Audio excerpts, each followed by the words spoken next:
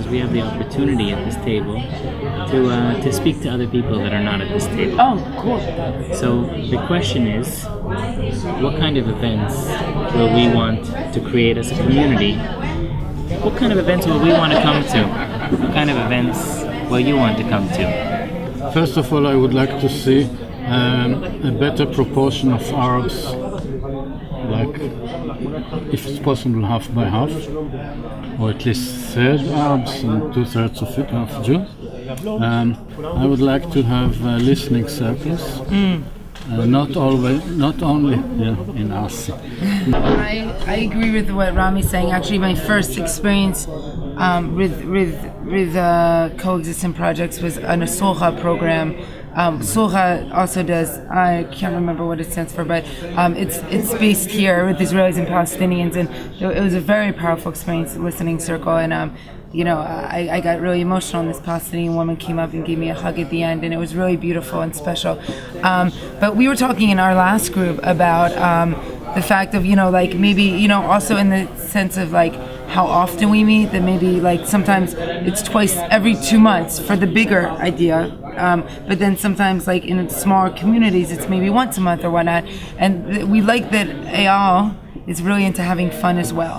And that's important, that there's a fun aspect. And maybe it could be a hiking, or sometimes just fun you would do with friends. But the other thing we were talking about, or that I brought up, that a few people agreed with, was the idea of that maybe in some of those meetings, maybe the smaller based ones, there could be a group of little groups of 2 or 3 people that do a little project, and maybe go to a school and create this project, and then a hands-on thing where it's maybe an 8-week series of planning the project, and you come together and talk about your project. The little groups talk about how their project is going, and then one of the ideas for the project was going into schools and for a 10-minute break, doing a small, very simple, fun peace activity, whatever that might be. So that's another thing.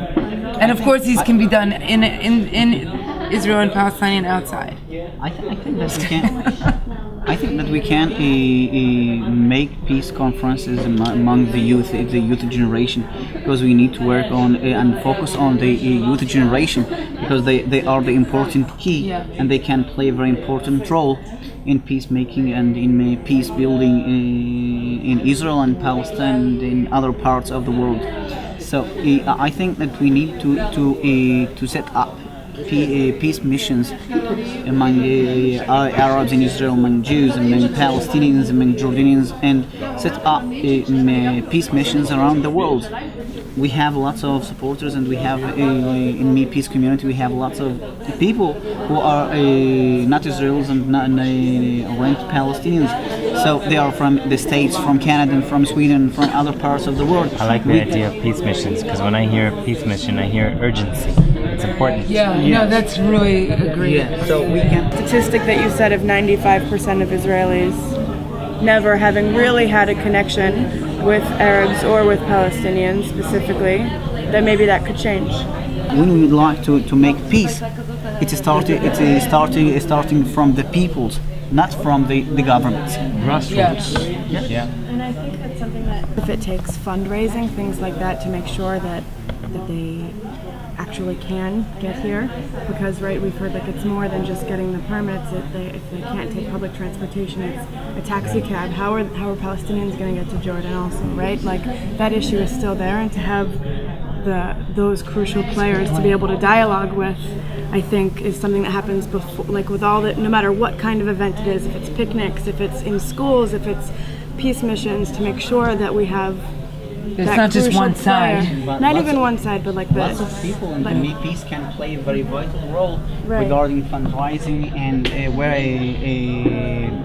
to raise awareness among the communities around the world that they don't support peace in the Middle East. They can play a vital role and key role to convince people from other communities around the world, and to convince people who don't know Israel and Palestine where they are. So.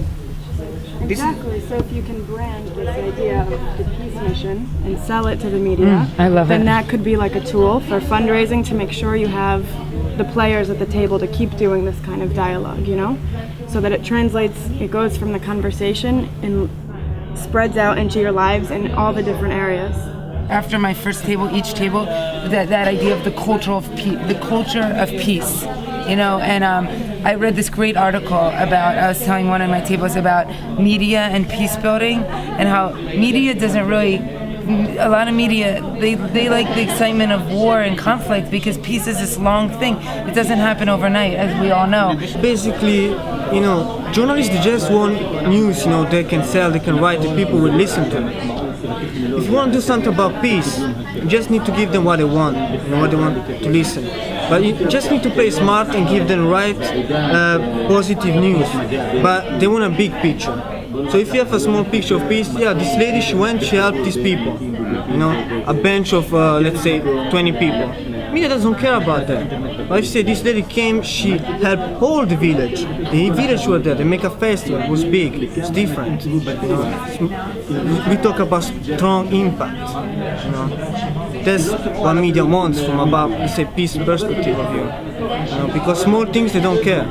It's a fact that the media doesn't speak about peace activities, about dialogue activities, and it gives the impression to most Israelis that there's nothing going on, that there's nothing to talk with Palestinians, but in fact there is. Obviously there's a problem because the people who own the media are mainly interested in making money, and peace doesn't sell. Dialogue doesn't sell. There's actually a phrase in media studies, if it bleeds, it leads. Yes, in other words, war and violence is much more what the owners want. But at the same time, there are a lot of new avenues opening up, like the internet, like MeetPeace.org as an internet thing, and many other. We have the Palestinian Israel Journal has a website, and also the mainstream media. When you have articles, you have talkbacks, and you have communication, and so it's possible to get your point across by what used to be letters to the editors. Now you have a lot of talkbacks that you can also call into the radio, but you can also participate.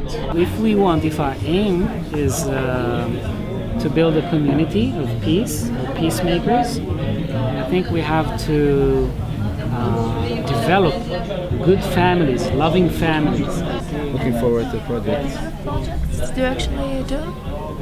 It's youth from America, youth from Europe, and youth from here too. We'll be gathering together and organizing different service projects, because I think we're always talking about peace, but you have to actually do something. And the only way you can do is by getting in there with people. We'll be going to Palestine, not just Israel, but we'll go to Palestine, stay with local people, get to talk to them, get to socialize, make them happy. Before I was talking with Doron, he was like, happiness is the way to peace, and it's true. So make them happy, and we're happy, and somehow that's a form of peace. What in this Peace Cafe worked, and, if you will, what could work better? Great thing, I think, was first of all to meet so many people that I didn't know, and I'm sure that everybody didn't know, and the cafe enabled it, right? So that's the first greatest thing here. To meet all these people and see the people who are working in these interesting organizations, and I think the same activity could be for a 3-day seminar, and it would be still very interesting and much more deeper. I think we could answer these questions. We've got a wonderful community, but we've got great challenges. One of the most difficult things in setting up this special event is that 15 Palestinians wrote to me and called me and asked to be here, and it was not possible. I know each of you here tonight, but a lot of people came tonight and came to me and said, well, you know, I don't know anyone, but the truth is nobody knew anybody. And we've got a community, so again, thank you. I just want to announce our next event will be next month in Jordan.